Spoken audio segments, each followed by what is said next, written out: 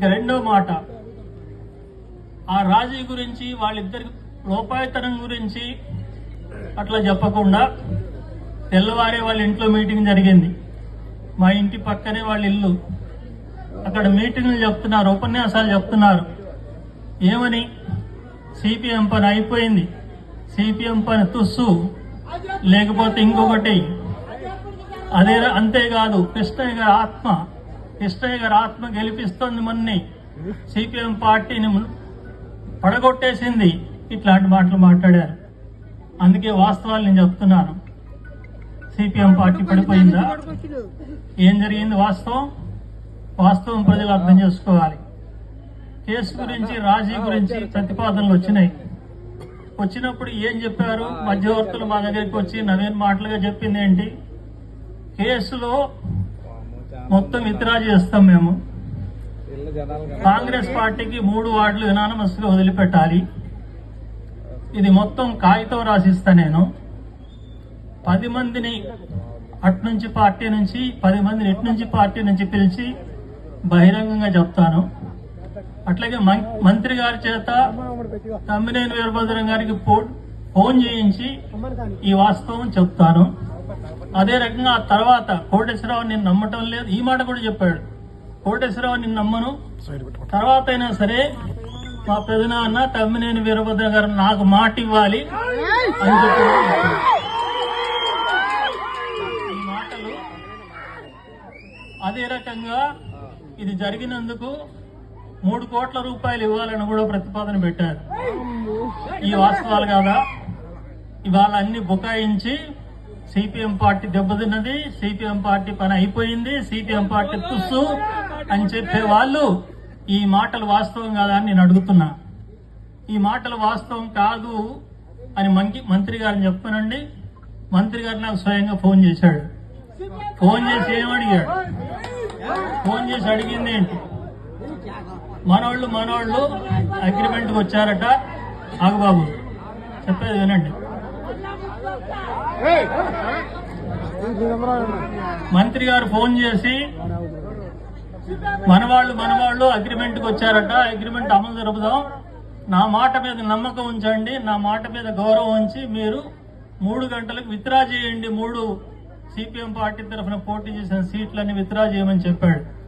అప్పుడు నేను ఒకటే మాట అడిగాను, నీ మాట నమ్మటం, నేను నమ్మటం, నా మాట నువ్వు నమ్మటం కాదు. నువ్వు వ్యక్తి కాదు, నేను వ్యక్తిని కాదు. నీ వెనక ఒక పెద్ద పార్టీ ఉంది, నా వెనక పార్టీ ఉంది, పార్టీలు ఉంటాయి, కమిటీలు ఉంటాయి. కాబట్టి ఏ విషయమైనా బాహాటంగా చెప్పాల్సి ఉంటది. అవును, బాహాటంగానే చెప్పాలి అన్నాడు. మరి అయితే 3 గంటలకు మేము విత్డ్రా చేసేటప్పుడు మా జనం అడుగుతారు, ఎందుకు విత్డ్రా చేస్తున్నారు అని అడుగుతారు. అప్పుడు మేమేం చెప్పాలి? కేసు రాజీ పడుతున్నాం, కేసు రాజీ పడటానికి వాళ్ళు ఒప్పుకున్నారని చెప్పాలా వద్దా అని అడిగాను. చెప్పాలి అన్నాడు. మరి చెప్పినప్పుడు ఇప్పుడు బయట చెప్పడానికి సిద్ధపడలేదు నవీను. అప్పుడు బయట మేము చెప్పినప్పుడు జనం అందరికి తెలిసినప్పుడు మరి అవతల కాంగ్రెస్ పార్టీ జనం కూడా పోయి నవీన్ అడుగుతారు కదా, ఇట్లా వాళ్ళు చెప్తున్నారు ఏంటని అడిగితే ఏం చెప్తాడు? నిజమే రాజీ పడ్డామని చెప్తాడా, లేకపోతే పడలేదని చెప్తాడా అని అంటే పడ్డామనే చెప్పాలి అన్నాడు. మరి ఆ మాటే ఆ గంట ముందు చెప్పమంటున్నాం, 10 మంది ముందు.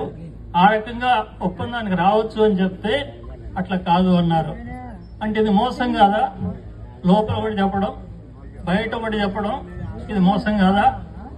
అంతకుముందు సరే కృష్ణయ్య తప్పులు చేశాడు, ఒప్పులు చేశాడు, నవీన్ మంచి పిల్లవాడు, కొత్త పిల్లవాడు, పాపం కొన్ని ఎరగనవాడు అనుకున్నా నేను. అందుకని ఊరంతా ప్రశాంతంగా ఉంటది, అందరం కలిసి ఐక్యంగా ఉండొచ్చు అని అనుకున్నాం. కానీ వాస్తవంగా జరిగింది ఏంటి? నేను అనుకున్న మంచి పిల్లవాడు కాదు, పచ్చి మోసగాడు అని చెప్పి రుజువైంది.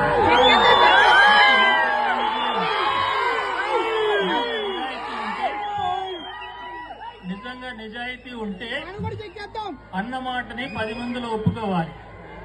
లేదంటే నేను చేయట్లేదు రాజీ అంటే అదే మాట రాజీ చేయట్లేదని గట్టిగా చెప్తే కోటేశ్వరరావు విత్డ్రా చేసుకోకుండా ఉండేవాడు. ఆ రకంగా కోటేశ్వరరావు అటు మోసం చేస్తున్నాడు, ఇటు పక్కన మళ్ళీ పార్టీని మోసం చేస్తున్నాడు. ఈ రకంగా కోటేశ్వరరావుని మోసం చేసినోడు, సిపిఎం పార్టీని మోసం చేసినోడు రేపు నమ్మిన జనాన్ని మోసం చేయడానికి గ్యారెంటీ ఏమైనా ఉందా? అందుకని ఇట్లాంటి నమ్మకం రాజకీయాలంటే తప్పు జరిగినా ఒప్పు జరిగినా నిజాయితీ ఉండాలి, చెప్పిన మాట ప్రకారం కట్టుబడి ఉండాలి, నమ్మిన జనానికి నిజాయితీగా మాట ఇచ్చిన ప్రకారం నడవాలి. ఆ రకంగా లేని రాజకీయాలు అవసరం లేదు. రాజకీయాలంటే డబ్బు సంపాదించడం కోసమో పదవుల కోసమో కాదు. పదవులు డబ్బు అనేది కాలి గోటితో సమానం. మాకు నిజాయితీ కావాలి. ఈ విషయాన్ని అర్థం చేసుకోవాలి. మొదటి నుంచి గ్రామం యొక్క చరిత్ర మీకు తెలియంది కాదు. తమ్మినేని సుబ్బయ్య గారు జాగీర్దారికి వ్యతిరేకంగా జరిగిన పోరాటంలో ఊరంతా ఒక్కటే నిలబడి ఈ రోజున మనం అనుభవించే భూములు గాని ఇతర